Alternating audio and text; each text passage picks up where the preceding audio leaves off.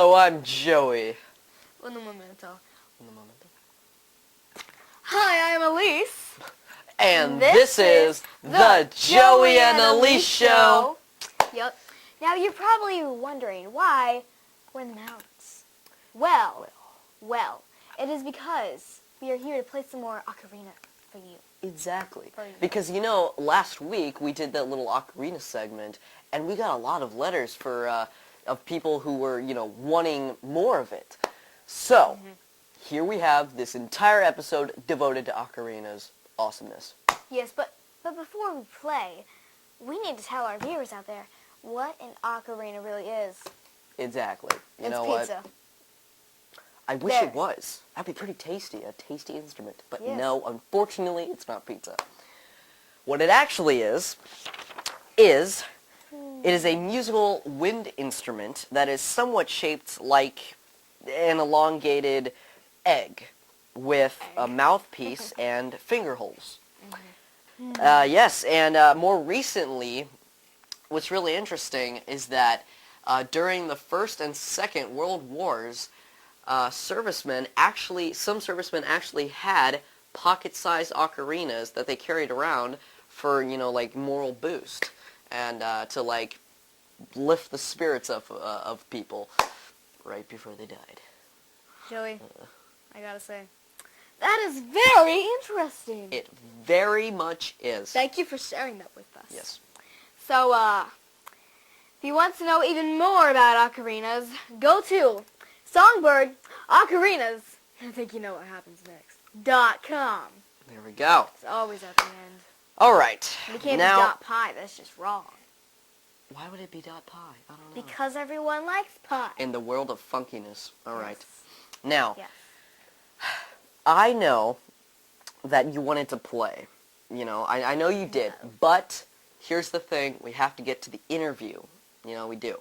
So I'm just going to, okay, all right, it's going to take a second, all right? Okay. Always come So in second. I'm sorry, all right. Or that's for sure. So we're going to, I'm going to introduce Durian now. Okay, so I met up with him in LA, and he is super cool. I mean, when I found out that he was making ocarinas in downtown Los Angeles, which is, like, right where we were staying, it's like, that's awesome.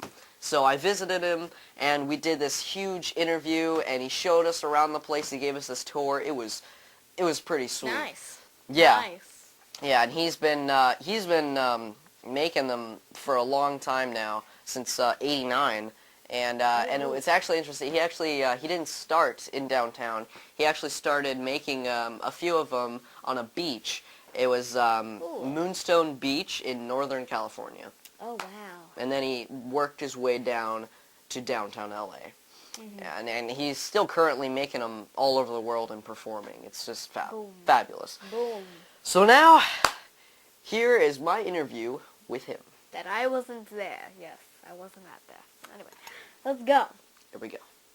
We're here with Durian Songbird. Now, first off, I want to ask you, how did you get started with ocarinas? How were you introduced to them? Well, I was hiking in the mountains of Colorado. I was in the Rocky Mountains with some friends, and one of our party had a little ocarina, and never heard it before, but we were up like 12,000 feet and by a river, and she was playing it. I could hear it echoing off the rocks. I was like, that is cool. It's the coolest thing, you know. And I ended up finding one at a little craft show and loving it and playing it and breaking it and finding another and started collecting them and just kind of got into it. And I met a woman who made them. She lived on Moonstone Beach up in Northern California, and she spent a whole day teaching me the basics. And I made my first little ones and fired them in driftwood fire on the beach, and just so much fun. Ended up giving some away to some people that were walking by, and I was just hooked for life. That's cool. Yeah, that's really interesting. And also, you play them, of course. And so, do you have like a favorite out of all the ones that you have here? Well, I'm afraid to call one of them my favorite because I don't want the other ones to get jealous.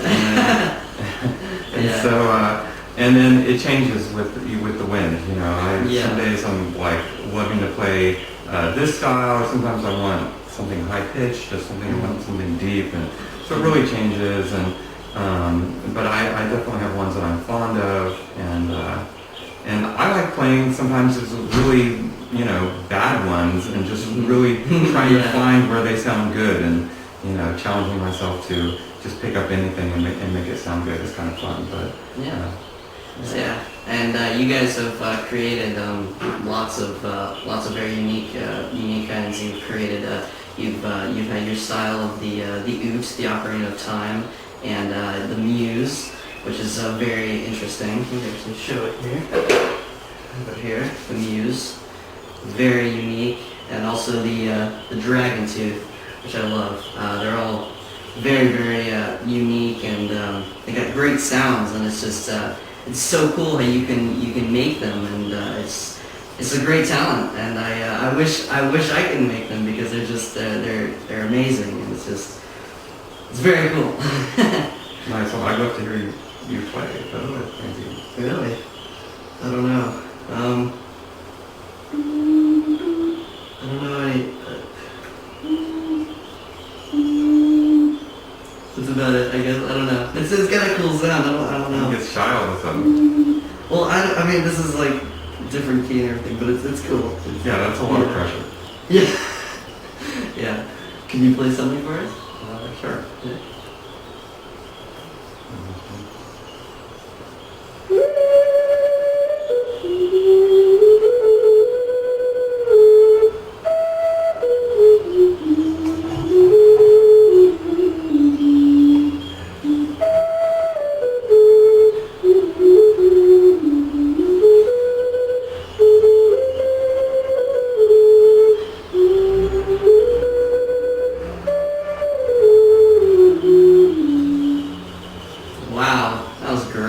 It's really fun to just improvise and mix something up, you know. That was fantastic. That was really good. Thanks. Yeah, that was great. Okay. Popped up. All right. Cool. Yeah. W-O-W. Wow. You know, I learned a lot from that.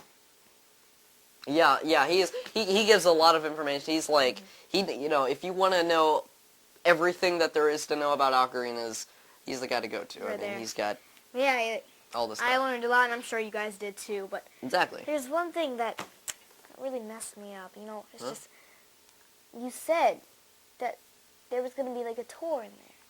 Oh, right, I didn't right. see Well, yeah, no, see, okay, I'm sorry. All right, we are going to show a tour of the place, all right? It's okay. It's going to be okay. We're going to take a tour of his shop. It's going to be very cool. Don't let me down, buddy. Don't make me I'm angry. sorry, You I'm won't sorry. like me when I'm angry. I turn green. Really? Yeah. I got some muscle beer. Don't want to meet her in a dark alley. Well, let's get to that very cool tour of the shop that I'm sure you guys will enjoy. Yes. Well, You want to take a little tour of the we'll shop take a little and tour of the see shop. what we got going here? Yeah, let's see the process of how you guys make these ocarinas. Cool. All right.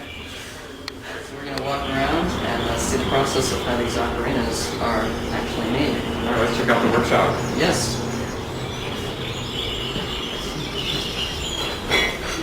All right, so it all starts over here in the pouring room. And here's where we have our molds, and we pour clay into the molds, and then we pour the clay out of the molds. And it all starts in we call this a swamp. We have liquid clay, and it's kind of like pouring ice cubes, except it's the exact parameters of time and weight of the clay. And it's very time sensitive. It's kind of like plumbing meets chemistry meets relay race. Yeah. Here we have Nathan. Nathan's in charge of the pour room, and he handles the molds and the clay, keeping the clay just the right consistency. And as the temperature changes and as the relative humidity changes, we're making micro adjustments to the clay to make sure that it has the right consistency and the right viscosity so that it pours out correctly, and then we get just the right wall thickness, which controls the pitch. Yeah. Wow. So cool. Okay, and here we have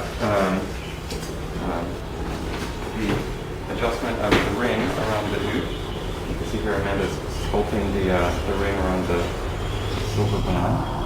She's using a metal tool to achieve that. And here Sadat is applying the Triforce decals to the sweet potato ocarinas. And here we keep the clay in these food containers to keep them moist, because the moisture content is critical. As you're making the ocarina. It needs to be kept at just the right stage of dryness for each stage. Here's an unusual item. This is a double dove, and this is made for as a wedding gift for the bride and groom, so that they'll play them together simultaneously. And there's only one hole on the bottom, so that they can really blend and merge their voices together and make beautiful music together. That's very cool. Here's some freshly glazed the eagle bone flute.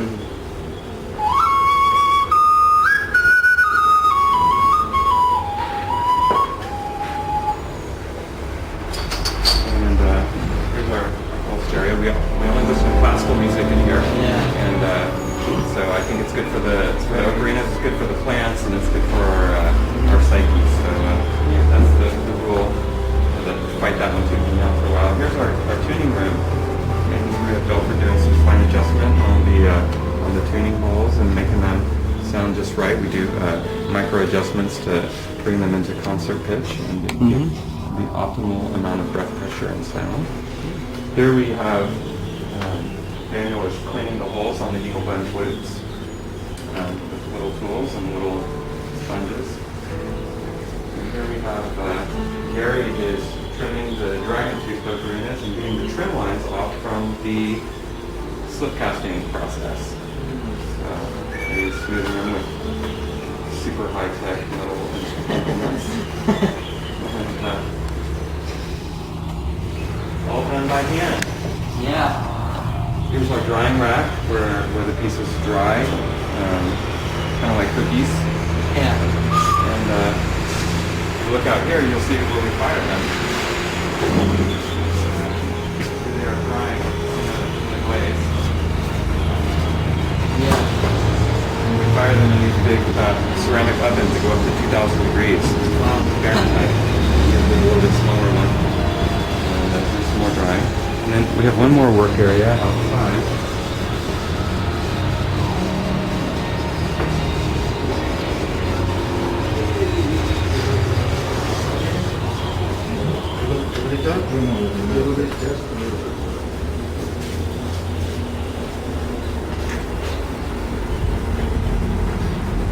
Our new outdoor work area. We have a really cool roof up here. Sit out here and work. It's really nice. Planted a bunch of trees here. And trying to make a little oasis here in the middle of Los Angeles.